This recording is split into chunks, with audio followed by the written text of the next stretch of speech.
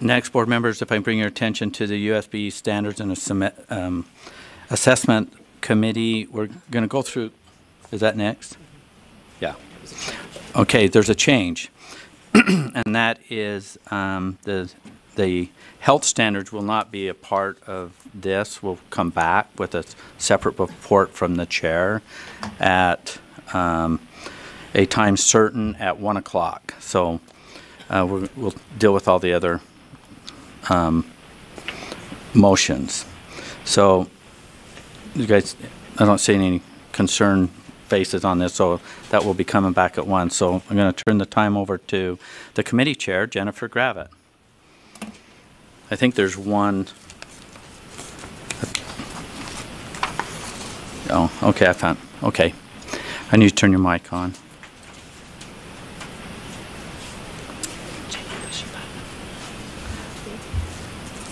Okay, Chair Gravitt. I don't know why we didn't want to do the health standards first. Okay, so our first action item is 12.4, which is STEM School Designations 2019. We had, I think, 9 new schools to be identified with a STEM school designation. The motion before the board, the committee moves that the board approves the schools for STEM school designation at the level recommended by the stakeholder review team. Okay, the motion before the board is that the board approve the schools for STEM school designation at the level recommended by the stakeholder review team. Discussion to that motion. Seeing none, let's vote. All in favor say aye. Aye. Aye. Aye. Those opposed? Voting is unanimous. Please continue. Okay, next action item is 12.5. It's R277709, Education Program Serving Youth in Custody. It's an amendment.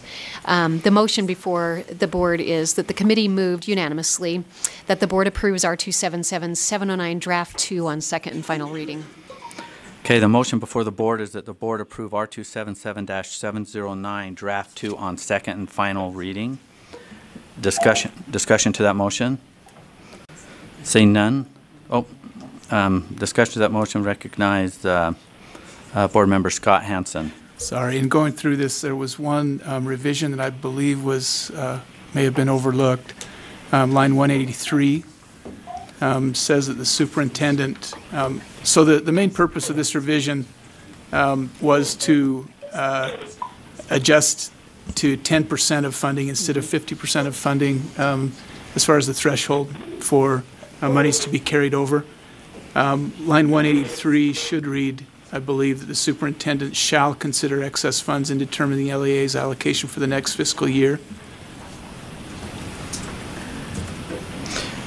And I would... Are you proposing that as an amendment? I would move to amend just catch. that one line. So can you restate that one more time? Sure. Line 183 currently reads the superintendent may consider excess funds in determining the LEA's allocation for the next fiscal year. Change to the superintendent shall consider excess funds. So it's a shall in line 183. Or no, the may will be moved to shall. Yeah. That's correct.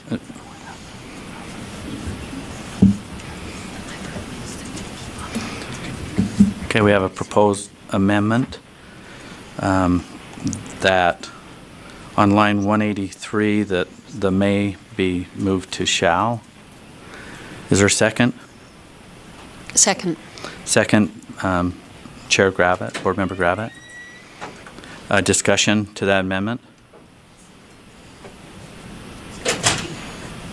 Seeing none, let's vote. The amendment is to have on line 183 where the word may is to be replaced with shall. Not seeing any discussion to that, so let's vote. All in favor say aye. Aye. Those opposed? Voting is unanimous. So we're back to the we have an amended motion to approve R277-709 Draft 2 as amended on second. Do I get too many amendments? As amended on second and final reading. Any discussion to the amended motion?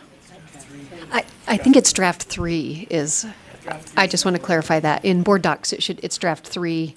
In the report, it says Okay, draft 2. I'll restate the motion again. The original motion was draft 3. Yes. Okay, I'll Draft 3 restate it is amended. as corrected. Thank you. The motion will be, that's before the board, is to approve R277-709 draft 3 as amended on second and final reading. Any discussion to the motion? Seeing none, let's vote. All in favor say aye. Aye. Those opposed? Those opposed? Voting is unanimous. Okay, please continue. Okay, next action item is 12.6. It's R277926, Certification of Residential Treatment Center Special Education Program. The committee moved to approve R277926 in draft 1 on first reading and forward to the board for approval on second and final reading. Okay, before I put this motion on the table, is there any clarifying, I'll ask the board member. It should be draft 2. Again, it's different in the notes as opposed to. Does anyone have any clarifying questions? Board member Lear? Yes, I have 7. Do I have those 7? Yes. I don't know. You've got the amendments, but you don't have my 7 questions.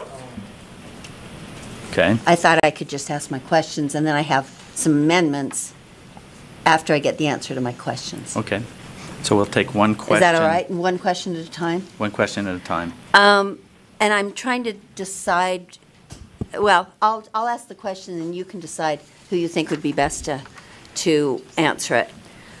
So I understand that students placed under this rule will be placed by an SEA, maybe a state other than Utah. My recollection is also that the natural parent doesn't lose rights under IDEA if the state takes custody of the child. And maybe a special ed expert could clarify that if that's necessary. So if the state or the parent. Okay. While you're doing this, do we get our legal, Angie, everyone that's worked on this? Michelle? Is Leah here? Superintendent, will you invite your staff that, okay. We just want to make sure we have our A team here so we can get these answers right quickly. So everyone that's at the table, will you please identify yourself? Michelle Buse, Assistant Attorney General, representing public education. Leah Voorhees, Assistant Superintendent of Student Support. Jeff Van Holten, Policy Advisor to the Board. Okay. So I'll Okay, get to your the question end is? I'll get to the end of my question, and then Okay. you can direct it to them if you'd like. Thank you. So the end of my question, if a parent is dissatisfied with an IEP, or the state who's acting as the parent is dissatisfied with an IEP, how does that IEP resolution or discussion process go? Because how would Utah be involved with that as part of the question? Okay. Michelle? That would be dependent on which SEA placed the child, because the SEA that placed the child is who legally is responsible for assuring that FAPE is reached, that standard of FAPE is reached under IDEA and that IEP. So our state special ed, unless the student was placed there and they're residents of the state of Utah, the due process and complaint process would be under the state of the SEA, that's the placing agency. Okay. So just as a quick follow-up to make Okay, sure follow-up I'm to question certain 1. about that. So Utah would have no responsibility to facilitate that IEP problem? If the student comes It's from another state. state, they Right. would not. I get it. Okay, thank you. Question number 2, Chair. Okay. If there's an OCR complaint that involves a special education program, who's responsible, who responds? The state that placed the child, Utah, and this is again just for the special education program, who would be responsible? Who's got that answer? I don't know, do you? Leah? Thank you, Chair. I think that the answer would be the same. The state that is placing the student would be responsible. And again, just to clarify for the and Office of Civil Rights is what an OCR complaint is, if there's discrimination or something like that. So just to be clear then, that Utah would have no responsibility to address for students other than, if it involves students other than Utah students, or Utah students, Utah would be responsible for, but the placing states would have responsibility for any other Office of Civil Rights complaints. Would that be accurate then? For sure. Chair, would you like me Yes. to respond? Yes, please. Oh, I'm Yeah, sorry. that's my understanding. Okay. And I personally have not been involved in such a situation, but that is my understanding of what would happen. Okay. Okay. So it wouldn't, well, never mind, I won't belabor that. So question number three, Chair. Yes, please. I was told that the board received $100,000 to participate in this process. Is that an ongoing amount of money? The question is that ongoing, and I'm getting nods from Deputy Superintendent Jones and a thumb up Okay. that yes. And then, This question 4?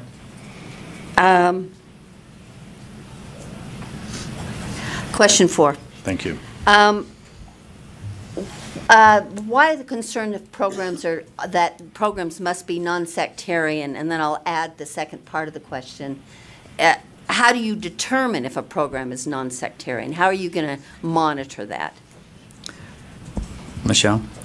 Under the federal law, if we can't monitor it if the student was placed by their parent and the choice was made by their parent, but where it's made by a school, then we would have to look to the definitions for sectarian, because public funds can't be directed towards supporting or discouraging religious views.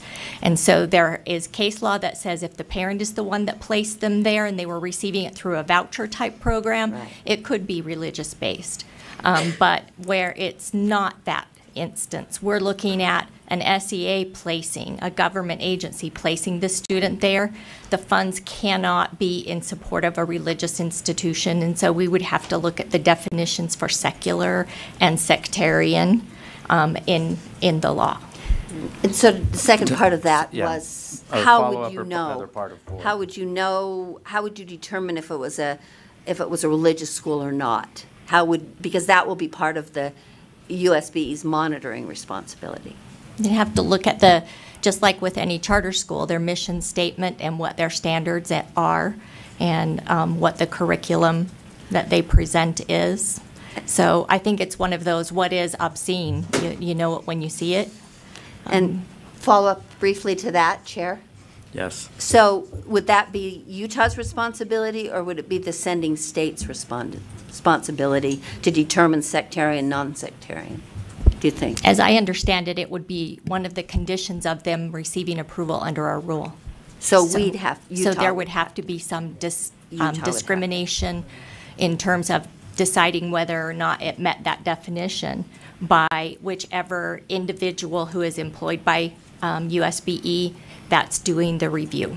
Okay, thank you, that's helpful. Okay. Question 5? Number 6, no, 5, sorry. Well, we Only can jump to 5. 6 if you want. But, No, I don't. But your number No, I've 5 got is really 7. important. I Okay. have 7. I understand that the Assistant Superintendent Voorhees visited one of these programs in California, or I guess it was where California students are placed, but it was in Utah. Did you choose? I wondered if Assistant Superintendent Voorhees chose the program herself, or if she was directed to see that one program. Chair? Okay. Should I respond? Yes, please, Leah. So I contacted both the states of California and Illinois, the two states that have the laws that brought us to the table. Okay. And they gave me the lists of their monitoring schedules. And California had two options of monitoring between the time they gave me the list and the legislature determining whether or not they were going to give us the funding. And one of them fit into my schedule and one didn't. Okay. And so I went based on the schedule that California gave me. That's That's how I chose. That's really helpful that it was somewhat random at least. Okay. Chair, can I Yes. add? So You bet. the California monitoring team was there already. I joined them. I see. So I joined a monitoring process they already had scheduled. And I actually lied, I have 8. Okay. But the second one, the next question is, how many, I'm trying to get my head around how many programs there might be that Utah will become responsible for. Can you give me more than a guess, but not a hard number? Could I get that number from Assistant Superintendent Voorhees? Do you have an idea?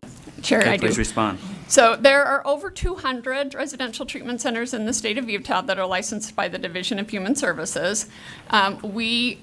This process would begin with just over 22 that I have record of, that are accepting students from California and or Illinois. So there are tons of RTCs. The ones we are looking at, for which I did the fiscal note for the legislature, was based on the 22 RTCs that are accepting students from California and Illinois. Not all 200, just the 22. Okay, thank you. And then the last question is probably something more appropriate for, but I would leave that to you, Chair. Probably more appropriate for the superintendent or for Deputy Superintendent Stallings. I just saw this pretty dramatic change in state policy for the first time in reading these materials. I'm wondering how the appropriation came about and the board never heard about that during the legislative session. Never discussed it, never thought it was a good idea, never said it was a bad idea, never had a chance to weigh in on this.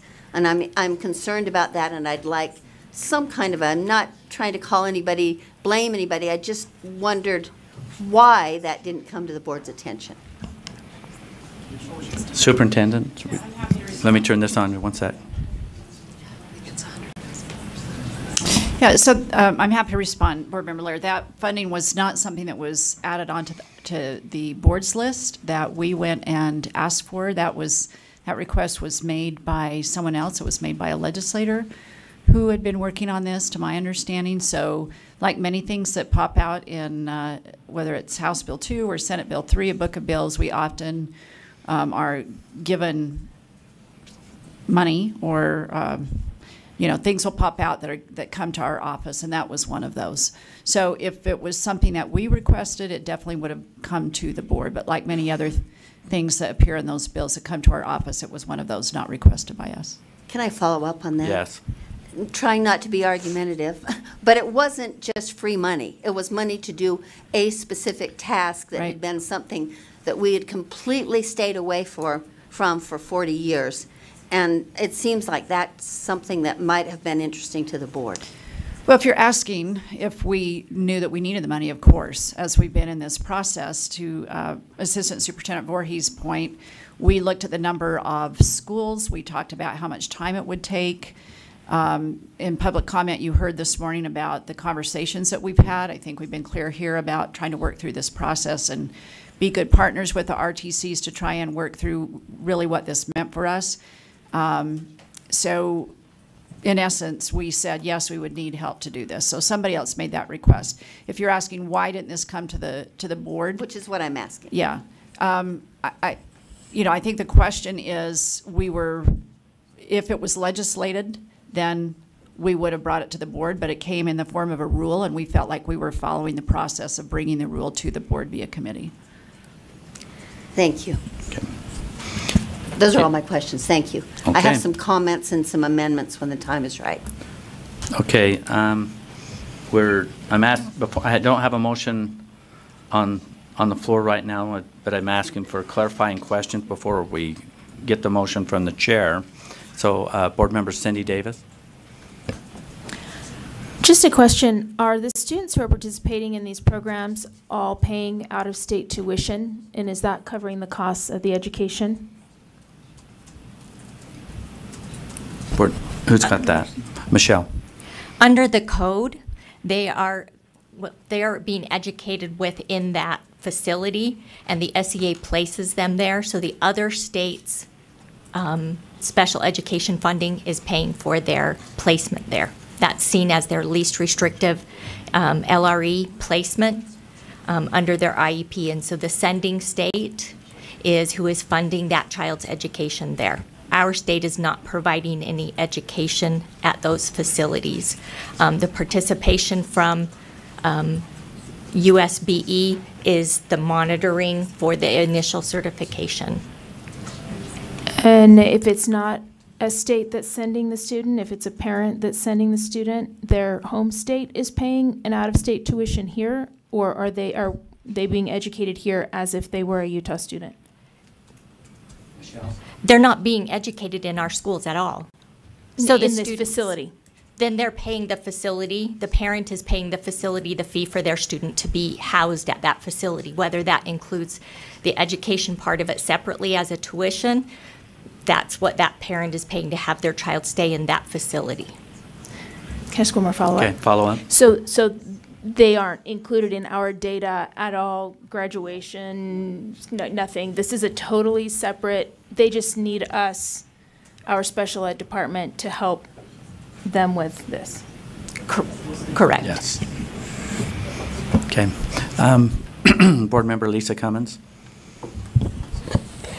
Thank you, Chair. I remember at committee I discussed exclusively will California be imposing their standards on the state of Utah? And I was told no, correct? And so I'm concerned that they. So I'm confused a little bit because I think I'm seeing that they are. If they're in the state of Utah, but we're not teaching them, right? We're not providing any education services, but they're in our youth homes. They're not in our youth homes. Okay, Michelle. They're private facilities. They're private, completely private facilities. So it's completely separate from the state. So this privates are contracting with other states then. So we have no jurisdiction. So why is it coming to the state board? Yeah, that's my question. Yes, Jeff. So the initial issue that occurred was California and Illinois, in order to allow LEA funds from those states' LEAs to go to the RTCs that receive these students, they passed laws that require that the receiving state, so the state of Utah in this case, certify the special education program that is occurring in those RTCs as part of the approval of allowing these students and those public funds from those states to flow to the RTCs. Does that make sense? So through IDEA and all of that coming through the state, so we're the middleman. Is that what you're saying? Essentially, we need to approve these special education programs by the laws of the other states in order for their public money to go to the RTCs. So we are adopting California laws and Illinois laws in order, no? No, we're not adopting their laws in terms of standards. What we're saying is those states told the RTCs in Utah, we will not send our students and pay for those students to Utah RTCs unless the State Education Agency of Utah certifies their special education programs, if that makes sense. That would be our only role. Okay. Okay. Again, I was asking for clarifying questions before a motion goes on the table, but I'm looking at the clock, and we have a 1 o'clock time certain, and the only thing that's standing between us and that 1 o'clock time certain, which is, all of this is really important. So we're going to take a break before this. We don't have that. Well, as soon as I put this on, I have a series of proposed amendments that's going to take time. So, what's that? We moved this item so Jeff. So, well, this is what we do with our time and time management. So we can attempt to get through this, and then, but at 1 o'clock we have a time certain, with or without you guys having your lunch, and so hopefully we have people in here on a big thing. So, we have a time certain to kind of accommodate you, Jeff. When do you leave? I mean, what's the drop? What's our superintendent? What's our time constraint for staff. Well, we have a couple of utilities. Okay, well, we'll give it a shot then. Okay, Chair. I put the On motion. 12.6, something came out of committee. And you ready to keep track of everything here? Yeah. Okay, Chair Gravitt. I already stated that motion. Do you want me to state it again for 12.6? Okay, I heard something over here and I didn't hear you. Okay, I just said, do you want me to restate that motion? Yeah. Okay. Well, we don't have it yet, so. I did state it earlier. Oh, you stated, Yeah. oh, so I need to, it's me that has to state it, okay. So the motion before the board is to approve R277, this is from committee, to approve R277-926, draft 2 on second and final reading. That's a motion on the table. Okay, Board Member Lear. I have amendments. Is this the time to do that? Yes. And yes. those are on the board docs, showing on draft 2, I believe, or it says Board Member Lear amendments. And I believe that I could do 4 of them. They're all for the same purpose, and I could briefly discuss them. And if the board is okay about it, you can vote on them similarly. If you want to separate them, that's up to you. Well, Pardon? whatever we can do to expedite our time, so. What's your, I'll do them at once. okay. And Brittany's making, do I need to make the motion that to amend draft 2 to include these amendments? The purpose of the amendments, I'll just explain this as a precursor to all of them. The purpose of them is to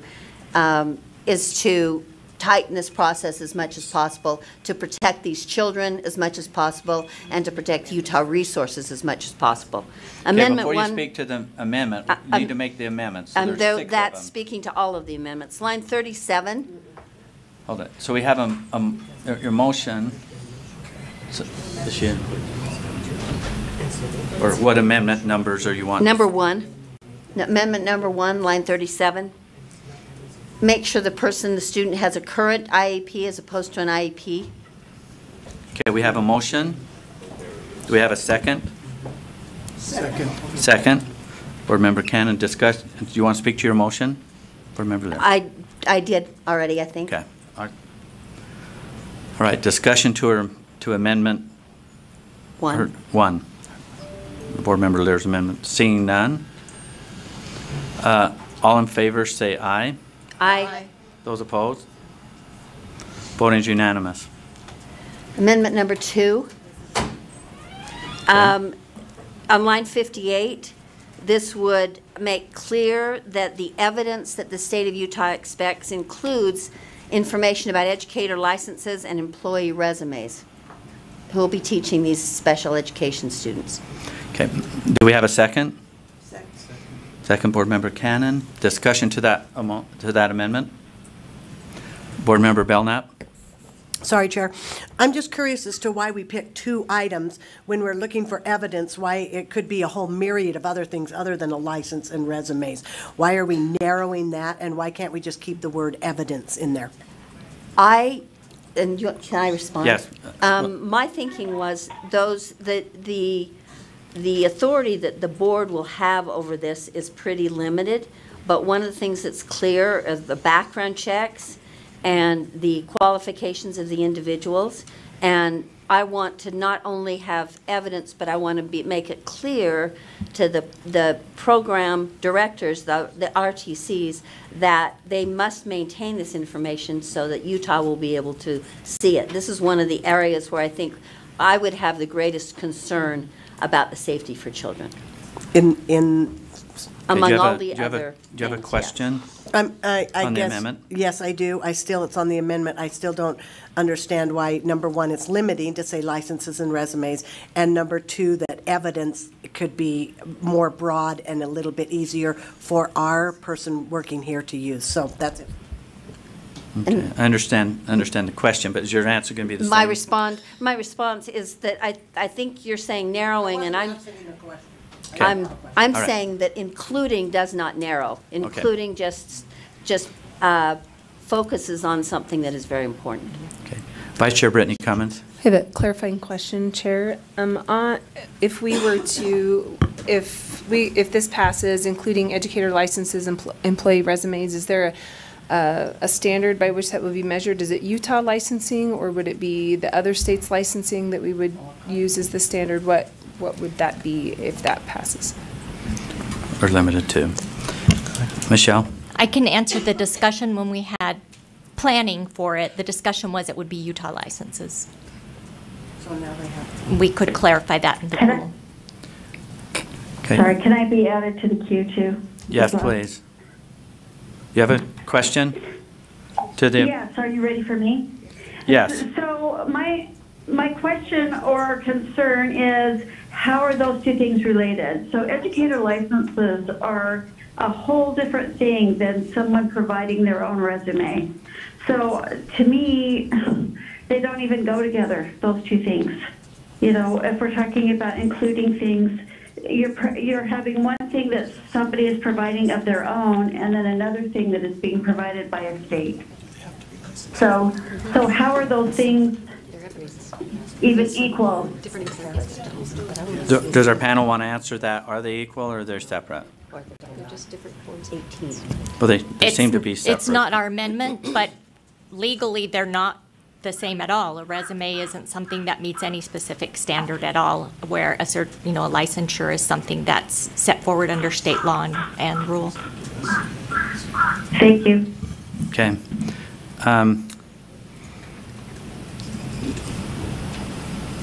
Making sure okay, Board Member Lear, are you? I wanted to speak to my thinking of combining the two, and all it does is explain why I added the two. Under special ed requirements, students or teachers have to have certain credentials, certain licenses, but there are also very many employees who are paraprofessionals, aides, and my intent in looking at the qualifications of those individuals, are these the people working directly with children? I would hope that it would be our staff's work to see that they're either appropriately licensed or that their resumes indicate they've had experience working with children with disabilities. They're not a 19-year-old working at their first minimum wage job working with difficult children. That is why I combined the two. I know they're not legally connected, and they could be very different, but we have both licensed individuals and we have, especially in special ed, a number of paraprofessionals who are working with young people. Okay, we have on the table amendment number 2. Is there any other discussion to that proposed amendment? Seeing none, let's vote on it. I'm not going to read the whole thing because we have it up and everyone can see it. So all those in favor of amendment 2 say aye. Aye. Those opposed? No. Will the ayes be recognized? Okay, we have Board Member Cindy Davis, Cannon, Board Member Gravitt, Board Member Lear, Board Member Scott Hansen, Board Member Newell. Any ayes on the? Okay, that's 7. So the amendment fails. Next amendment. Amendment 3, line 83. This is the background check concern that we've expressed often about our own children, and these would be programs that we're responsible for. And the way Board Member Lear, I'm just going to interrupt you. Could you make amendment? Can you state that you're proposing amendment 3 as outlined in board docs? Then we'll have you speak. Right. Amendment 3 we have as to have outlined a in second, board docs. and then we'll speak to it.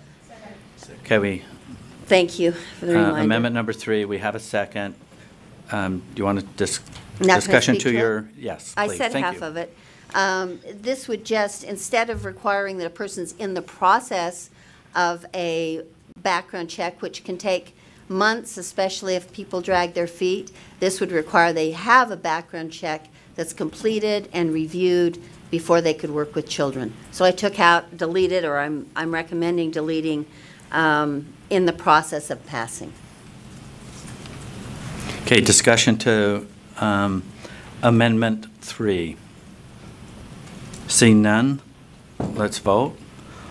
All in favor say aye. Aye. Those opposed? No.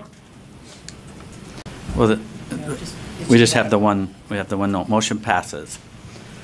Okay, Board Member Lear? You know, I'll forego the last amendment. It's too confusing, and I think we can deal with that. We can see how it works. So never mind on Amendment 5. Okay. What about 4? Oh, I'm sorry. I did. I'm sorry. I did want to talk about Amendment 4. Line 109, Amendment 4. No, that's Amendment 4 is 90 to 95. I'm looking at, let's see, I've got it, I'm looking at my own sheet. So you're on amendment, you're going to forego 4. No, I lied. Hang on, I'm sorry. It's regarding the RTC. Amendment 4, yes. Amendment 4, I'm sorry, I have them in different order on my list. So Amendment 4 is the one I'm proposing now that would Okay, give do we have the... a, okay, Go ahead, you're I won't proposing speak Amendment to it 4. till- Do we have a second? Second. Second. This would give the... Okay, speak to your proposed amendment. This would give the staff more time. I think 45 days, if you think about the time it might take to review all the evidence now that we have it all in play. If we have all the evidence to review, I think that it's more reasonable and realistic to give us a 60-day window rather than a 45-day window. I think that would help the RTCs as well, so that they are not thinking they would start working with individuals who have not been fully reviewed by the state board. Okay. Discussion to the amendment number 4, Board Member Belknap. Sorry. Thank you, Mr. Duntsman. If we're going to use Ds today. I have a concern with this in that if they can apply by June 1st and you give them 3 months, then they can't, quote unquote, be on a traditional school year round if we wait 60 days to approve them. And I think that's kind of what happened with our mentoring project and our licensing, that everything stood around 45 days.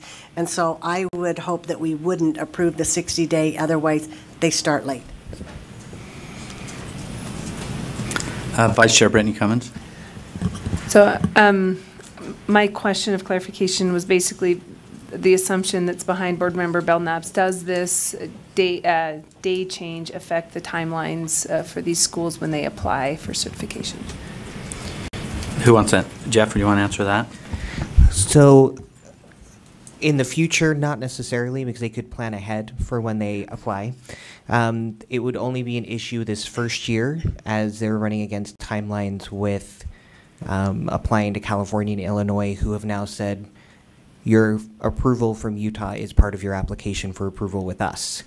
So it sets an issue for this year, but not necessarily in future years. So if there could be a potential if maybe we amended it to say beginning 2020, or for the first year, 45 days, that could alleviate that issue, but that is the concern being expressed currently. Board Member Lear. I think this is imposing a responsibility that's considerably different than it has before on our staff, and I want to give them the time they need to do this well. I appreciate what Jeff says, and I would be willing to accept an amendment to this that says beginning in the school year 1920, or I guess it would be 2021. I'm not even sure which school year it would be. Tell me which school year that you think that this would apply to. It would be the school year 2021, right? Jeff? Correct. So we could even say beginning for applications January of 2020, a 60-day process. That makes sense. Okay. Board Member Scott Hansen. My understanding, though, is there's nothing that would stop an RTC from coming in earlier than June 1st and speeding up the timeline just by submitting an application earlier. Is that correct? Correct, except for this year, the board rule then has to go out for its 30-day public comment period for the whole month of May, and it wouldn't be effective until June anyway. Vice Chair Britton Cummins. So a follow-up question. So if we change it to 60 days but leave the deadline for June 1st, is the June 1st date problematic then? Because then they have a deadline of June 1st, and yet we can take up to 60 days, which would go into the upcoming school year, which is referenced on line 5, upcoming June 1st for the upcoming school year. So would that be problematic in years past this one?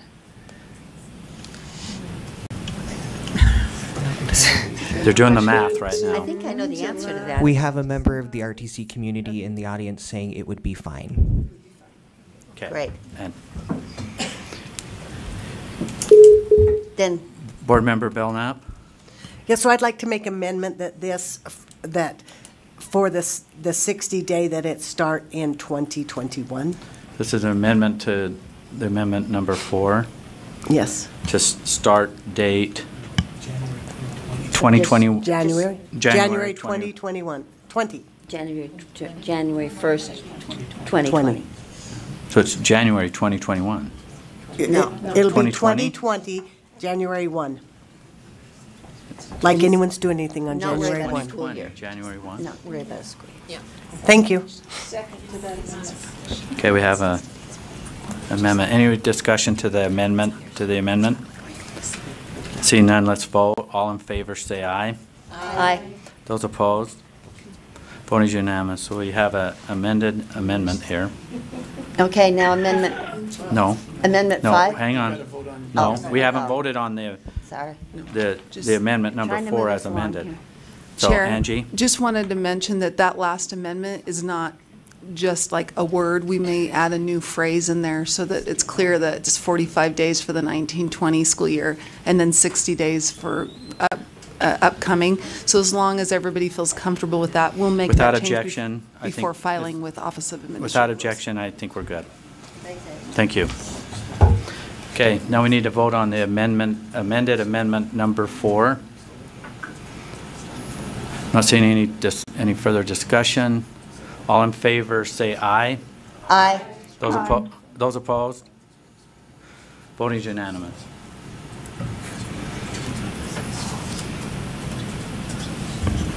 I believe you skipped on your others, is that? No, I'm going to do number 5 and then skip the last one. Okay. It would read then Just say you're proposing amendment. number 5. Number I'm 5. proposing amendment number 5. Okay, do we have a second? Second, Board Member Hanson, do you want to speak to your amendment? Board Member Lear? Yes. Okay.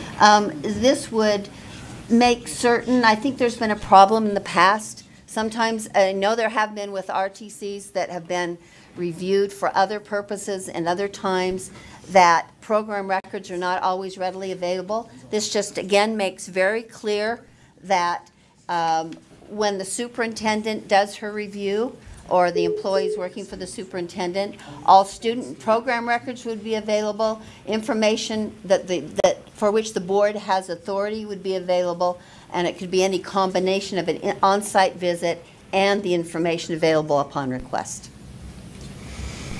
Okay, discussion to Amendment 5. Do we have a second on it first? Do we have a second? Yeah, we had a second. Board Member Hanson. Discussion, Board Member Belknap. Thank you, Chair. I do have a question, and maybe it's just the way it's laid out, because I actually appreciate these amendments. But do we want to have information in which the board is responsible be A, and then little i's underneath of the other items? Because we shouldn't be going in there and getting all student records if we don't have any responsibility over those students. Angie, do you see what I'm saying? Because this way it opens that they have to open all their records and we don't have any responsibility for all of their students. We're talking about their SPED students. Okay, Deputy Superintendent Stallings, can you answer this? Can you help me, Angie? I'm sorry I didn't prepare an amendment early. Just say the applicable students that are, yeah. So I'm seeing this is a little bit formatting, but, so go ahead. I think it might be. So I think what we could do is just put applicable instead of, And then we would interpret the applicable to mean for those that are for special ed. And we could say applicable special education. Students, we don't like to say special education students. No. Students with special. With IEP, with an IEP. Okay, yes, there you go. Students eligible, applicable students eligible for services. You can say special education, but you want to say eligible for Okay, first. so students eligible for special education services. And which the Right. board is responsible. I think you almost have to have an and rather than separate them. Well, isn't applicable, I think. Okay. Oh, I see. Michelle. Do you see what I'm saying, Angie? Hang on one sec. The board is not responsible for individual students, so please don't put that language in there. We want to be able to have access to review a student's file if they're being served under this program. Right. The program that we're certifying. Right. But we are not responsible for those students, and we don't programs want and to records. make them.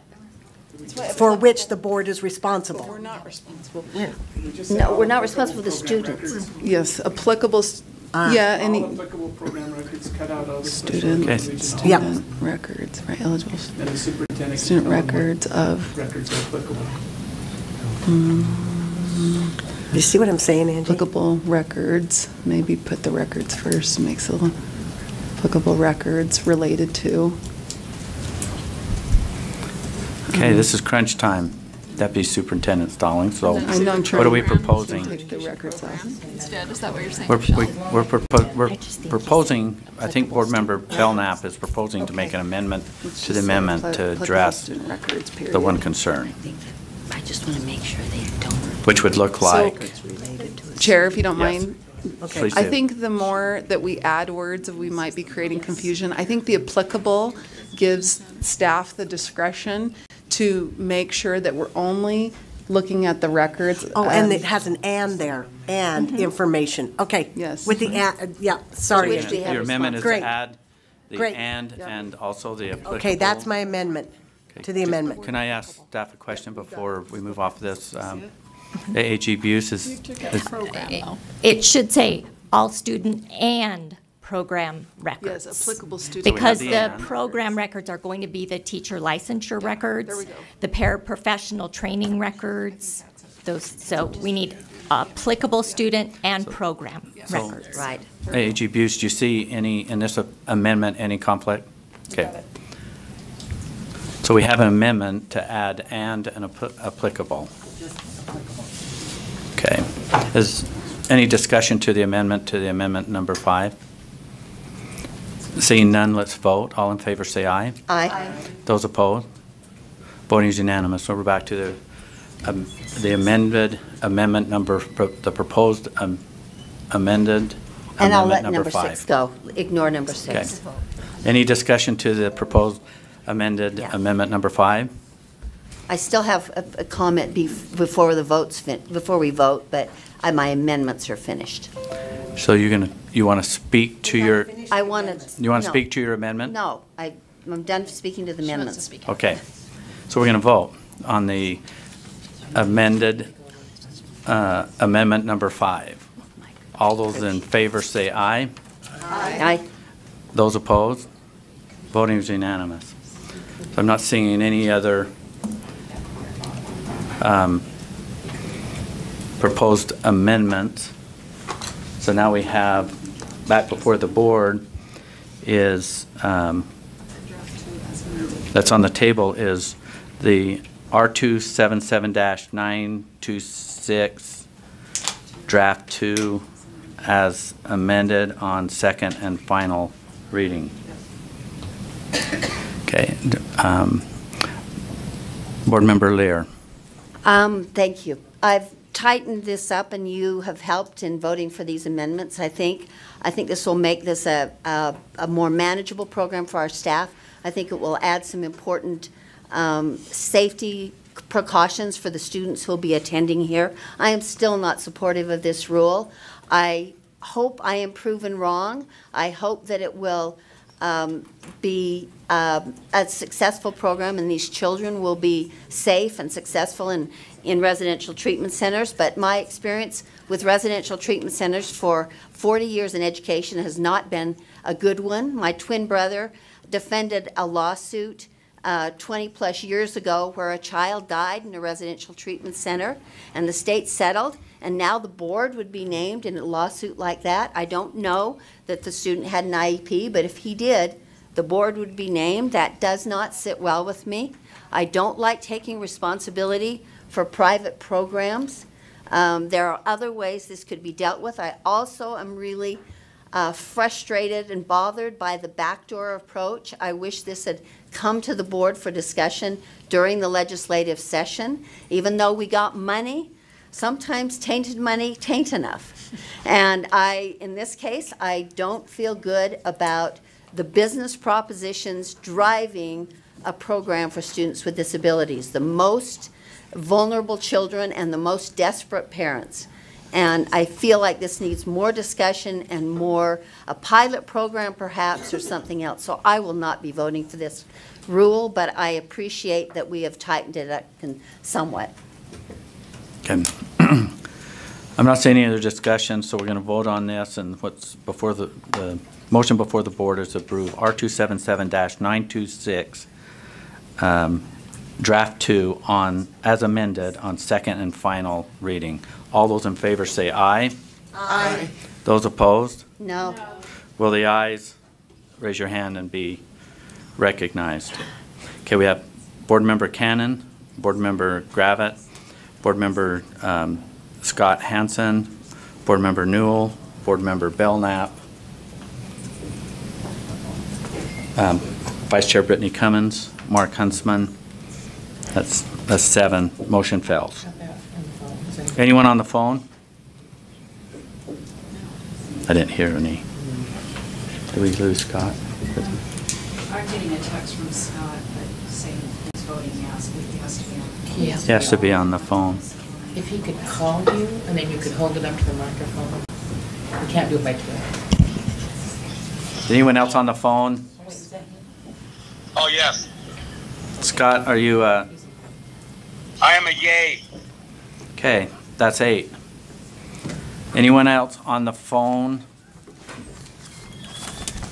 Anybody getting any text from anybody on the phone that's not be able to access? I'll check my phone. Okay, the motion passes. Do you have the opposed? Linda, she says you can't hear her. She has to give it audible. It has to be audible. Okay, you got to turn on your mic. I'm just going to say, Just call her and have her say yes. well, I don't know if she's voting yes or no, which I don't know, but I What did feel you like need her voting? We need to hear it, or it doesn't work. Yeah, I need her vote. She's voting. Linda? Hello, are you there, Laura? Okay, will you turn your Yeah, mic on? They're giving me your mic. I don't know how you're voting, but Okay. are you voting? Linda, this is on the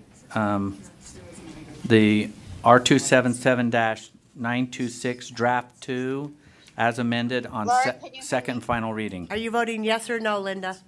Yes.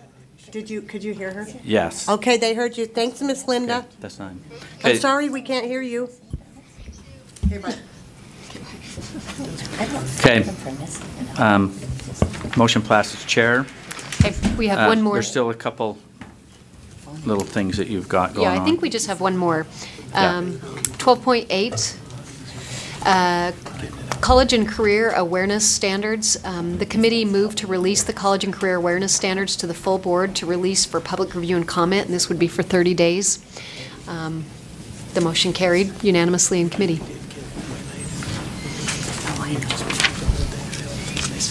12.8. Yeah, so the Yeah. the motion before the board is that the board release the college and career awareness standards for public comment. Is that? Yes. Okay. Any discussion to that motion? Board Member Belknap. I'm sorry, Chair, my question is that going to just be out for 30 days, or are there going to be any, what are they called, meetings to discuss those? Okay, staff. Anybody want to? Do we have our mic? Oh, please. Feel morning. free to introduce yourselves. I am Ashley Higgs. I'm the CTE, the Career and Technical Education K-8 specialist. It would only go out for 30 days public comment because of the individual course revision process. It's different than the others. Yep. Okay, thank you. Okay, any other questions? Seeing none, let's vote on this. The motion before the board is the board release the college and career awareness standard for public comment. Okay, let's all vote. All in favor say aye. Aye. Those opposed? Voting is unanimous. That ends all the actionable items. Okay. There are no more actionable items. That Okay, concludes the well, report. Okay, board members, we're going to break for lunch, and it might be a working lunch because we have a time certain. So we'll try. We just have a time certain, so we should. Do we have gas and everything? Yeah, and some people. All right. Well, I'd rather not be trying to eat in here and take care of the next big list. So can we be back in here in a half hour? Is that doable? Okay. Thank you, board members. We'll take a half-hour break.